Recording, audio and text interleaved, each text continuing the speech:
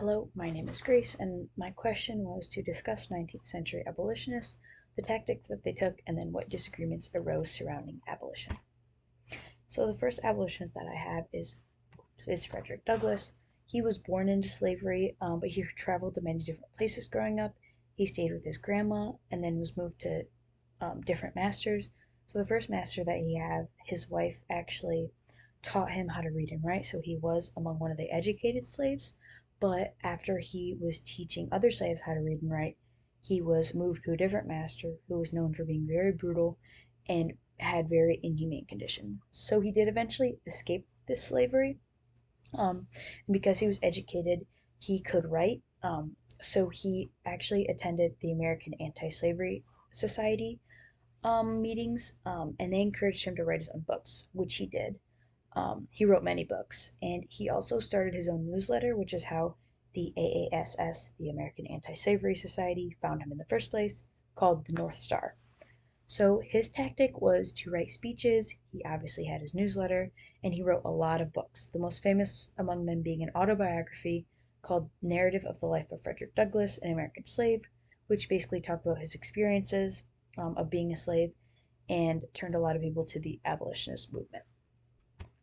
So the next abolitionist that we have is William Lloyd Garrison.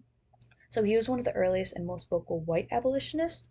He formed two anti-slavery societies, those being the New England Anti-Slavery Society and the American Anti-Slavery Society.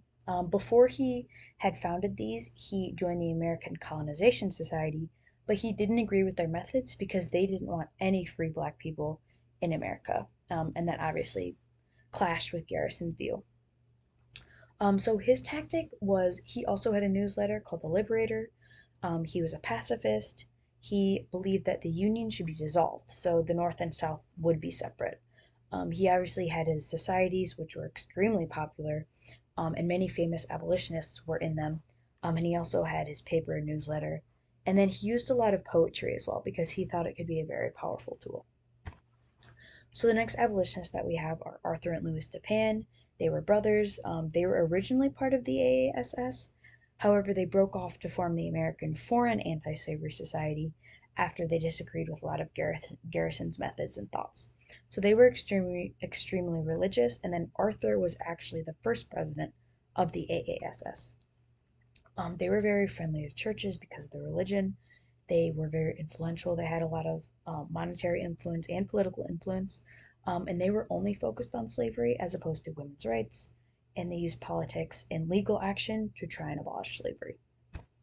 So the next abolitionist that we have is Harriet Beecher Stowe. She was the author of Uncle Tom's Cabin, a very famous book that a lot of people have read. It basically talked about the horrors of separation that many slave families had to go through, and then the inhumane conditions and horrible treatment that they had to go through. In the North, people loved the book, and it turned a lot of people to abolition. It had a very big influence, and it was very powerful. Obviously, Southerners, they didn't like this. They wanted to keep their slaves, so they did not like this book at all. But her tactic for abolition was basically to use her writing prowess to illuminate the things that slaves go through and also create, obviously, a huge novel that turned many people to abolition. And she used this fame, traveled across the US and Europe to talk about how slavery should be abolished. So the next woman that was an abolitionist is Lucretia Coffin Mott. She was a Quaker. Her and her husband were also part of the AASS, and she founded the American Equal Rights Association. So she talked a lot about women's rights and slavery, and they were very intertwined causes at this point in time. So she definitely used her religious influence to her advantage. She was a speaker. She obviously founded and led a lot of groups. And she definitely used her Quaker religion to guide her morality because Quakers felt strongly that all people are created equal. So obviously they wanted slavery abolished. So the next abolitionist we have is John Brown. He was one of the most. Um, there were a lot of different opinions on John Brown, depending on North and South. So in Harper's Ferry, Virginia, in 1859, he basically gathered a group of men, black and white men, and his plan was to basically arm the local slaves and have them provoke an uprising against their masters and basically get them to freedom. So he tried to raid a warehouse, but he was caught by the local militia, and the U.S. Marines intervened, and they basically shot at each other, and Brown was captured and eventually hung for treason. So his tactic was to use violence and to let the slaves do the uprising themselves with a little bit of help. So he definitely thought that the end of slavery had to be violent and bloody, and emancipation could not be a gradual thing. Um, he had a lot of approval from the North, obviously, from the abolitionists. Frederick Douglass, in particular, really liked John Brown's methods, and African American approval was very high for him. Harriet Tubman is also one of the most famous abolitionists. She was the conductor of the Underground Railroad after she escaped slavery herself. She actually stayed with Lucretia Coffin Mott for a little bit, um, and she, according to her, she'd never lost a passenger out of the around 300 slaves that she liberated. So her plan was basically to take slaves from the South and get them up to Canada where they would be free. So she would go on Saturday to do it because they couldn't post missing notices of slaves until Monday in the paper. So she would go on Saturday. She would use horses, the master's horses, to ride them out, and then she would do whatever it takes. So she would like bring a gun, and if anyone wanted to turn back, she would threaten to shoot them because she wanted everyone to be free and she didn't want anyone to jeopardize her cause. So the first disagreement, the pro-slavery disagreement, obviously they disagree with abolition.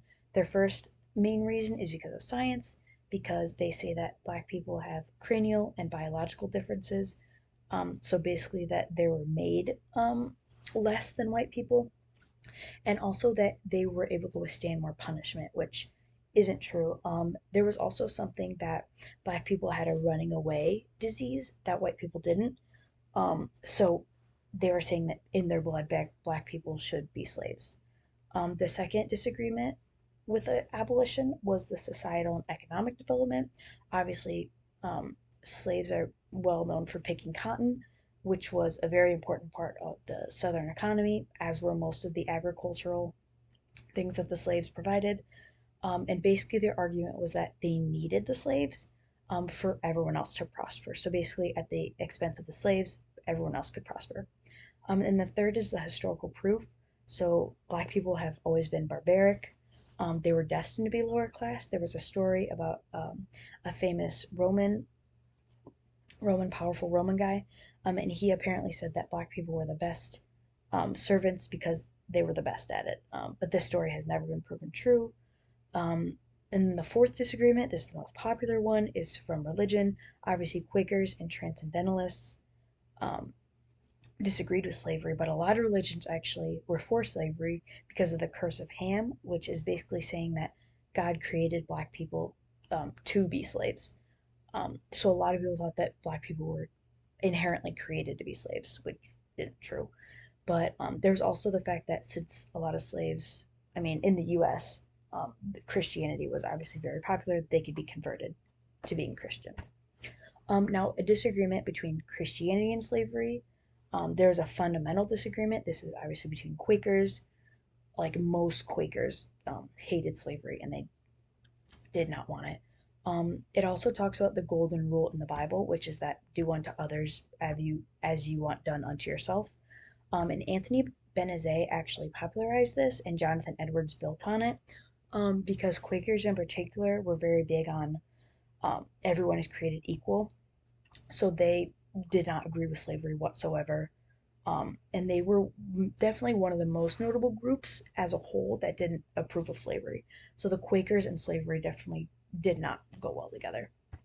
And then in abolition itself, Garrison and the Tappan brothers, Garrison didn't believe that the AASS pressed hard enough against churches, against the Constitution, and the AASS under Garrison was heavy for women's rights. There were women in leadership roles, um, and he was very pacifist and anti-political, while the Tappan brothers obviously broke off. They were only focused on slavery, and they were very strong in the border states because they didn't care about women's rights. They were only concerned about slavery, and they used politics to their advantage. They had a lot of political friends, and they were a lot less radical than Garrison.